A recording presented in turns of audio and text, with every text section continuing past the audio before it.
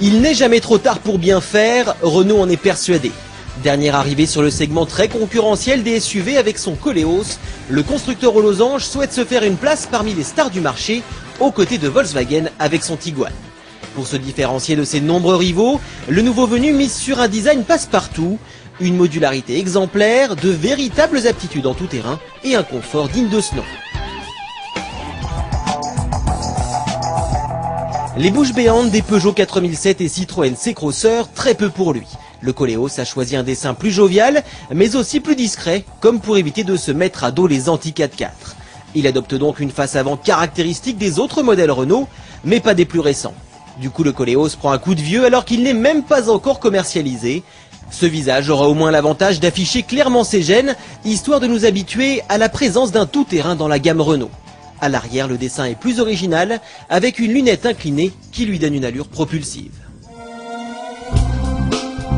L'intérieur du Koleos a été particulièrement soigné. Il offre une habitabilité généreuse, des commandes à l'usage intuitif et surtout un espace de chargement conséquent.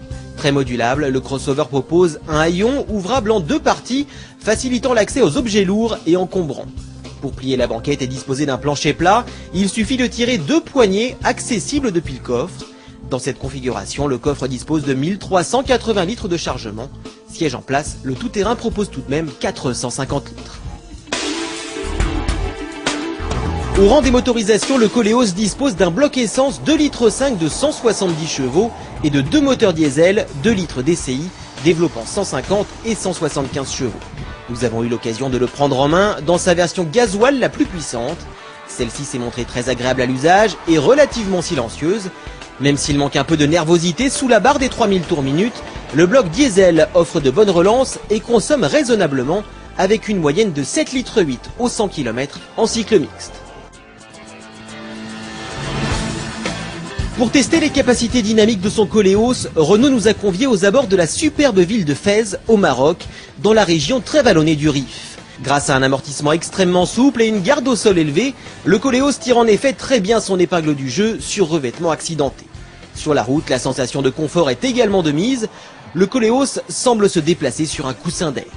Une qualité en ville et sur autoroute, mais qui porte préjudice sur les petites routes sinueuses. En effet, les suspensions un peu trop souples entraînent quelques mouvements de caisse, notamment dans les phases de freinage et dans les grandes courbes. Malgré son arrivée tardive, le Koleos devrait se faire une place sur le marché des SUV compacts grâce à un positionnement volontairement proche du monospace. Très polyvalent, le crossover propose un confort absolu, des aptitudes sur les chemins caillouteux et un style plutôt agréable.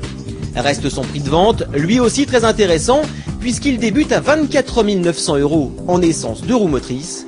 Pour notre modèle d'essai équipé du 2 litres DCI 175 chevaux avec transmission intégrale en finition privilège, il faudra compter 33 800 € sans prendre en compte le malus de 1 600 €.